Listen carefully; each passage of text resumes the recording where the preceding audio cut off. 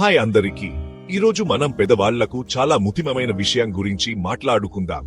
రాత్రి పూట తరచుగా మూత్ర విసర్జన కోసం నిద్రలేవడం, దీన్నే నోక్టురియా అని కూడా అంటారు. ఇది జస్తత్మూత్రాచే సమస్య అనుకుంటారేమో కానీ చీప్పూరికి చెందిన ప్రముఖ వైద్యులు డాక్టర్ బన్సాల్ చెప్పిన దాని ప్రకారం నోక్టురియా అనేది గుండె వైఫల్యానికి ఒక లక్షణం. ఆశ్చర్యంగా ఉంది కదా. డాక్టర్ బన్సాల్ చెప్పిన దాని ప్రకారం గుండె మరియు మెదడుకు రక్త ప్రసరణ సరిగ్గా లేకపోవడం వల్ల నోక్టురియా వస్తుంది. ముఖ్యంగా వృద్ధులలో ఇది చాలా సాధారణం. వారు తరచుగా రాత్రిపూట చాలాసార్లు మూత్ర విసర్జన కోసం నిద్రలేస్తారు. ఈ కారణంగానే చాలా మంది పెద్దవారు రాత్రి పడుకునే ముందు నీరు తాగడం మానేస్తారు. తరచుగా బాత్రూమ్ కి వెళ్లాల్సి వస్తుందని భయపడతారు. కానీ ఇక్కడే మనం జాగ్రత్తగా ఉండాలి. ఇది శరీరంలో నీటి కొరతకు దారితీస్తుంది. ఇది గుండెపోటు మరియు స్ట్రోక్లకు పెద్ద ప్రమాదకారకం, ముఖ్యంగా తెల్లవారుజామున. అసలు మన శరీరంలో ఏం జరుగుతుంది? మనం వయసు పెరిగే కొద్దీ మన గుండెలు రక్తాన్ని పంప్ చేయడంలో తక్కువ సామర్థ్యాన్ని కలిగి ఉంటాయి, ముఖ్యంగా శరీరంలోని దిగువ భాగాల నుండి.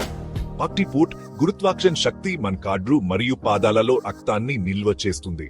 దీనివల్ల వాపు వస్తుంది. మనం రాత్రి పడుకున్నప్పుడు ఆ పీడనం తగ్గుతుంది మరియు నిల్లు చేయబడిన ద్రవం తిరిగి రక్త ప్రవాహంలోకి ప్రవేశిస్తుంది. దీనివల్ల మూత్ర విసర్జన చేయవలసిన అవసరం పెరుగుతుంది. అందుకే నోక్టురియా వస్తుంది. ఇంతటితో ఆగదు.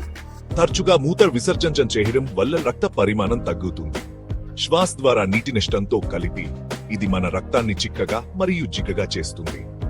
నిద్రలో గుండె కొట్టుకునే వేగం తగ్గడం వల్ల రక్తం గడ్డకట్టే ప్రమాదం మరియు అడ్గులు పెరుగుతాయి. అందుకే చాలా మంది వృద్ధులు తెల్లవారుజామున గుండెపోటు లేదా స్ట్రోక్లకు గురవుతారు. సరే, మరి నోక్టురియాను ఎలా నిర్వహించాలి? డాక్టర్ బన్సాల్ పడుకునే ముందు మరియు రాత్రి ప్రతిసారి బాత్రూమ్ కి వెళ్లిన తర్వాత గోరువెచ్చని నీరు త్రాగడం ద్వారా శరీరంలో నీటిని నిల్వ ఉంచాలని సూచిస్తున్నారు. క్రమం తప్పకుండా వ్యాయామం చేయడం మరియు ఆరోగ్యకరమైన ఆహారం తీసుకోవడం కూడా గుండెను బలంగా ఉంచడానికి కీలకం. అంతరాల మాదిరిగా కాకుండా మన శరీరాలు ఉపయోగంలో ఉన్నప్పుడు బలంగా మారుతాయని గుర్తుంచుకోండి. ఈ సమాచారాన్ని మీ చుట్టూ ఉన్న వృద్ధులు మరియు వారి సంరక్షకులతో పంచుకోండి.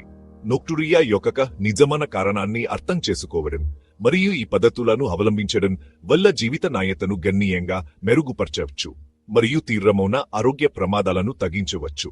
చూసినందుకు ధన్యవాదాలు. జాగ్రత్త.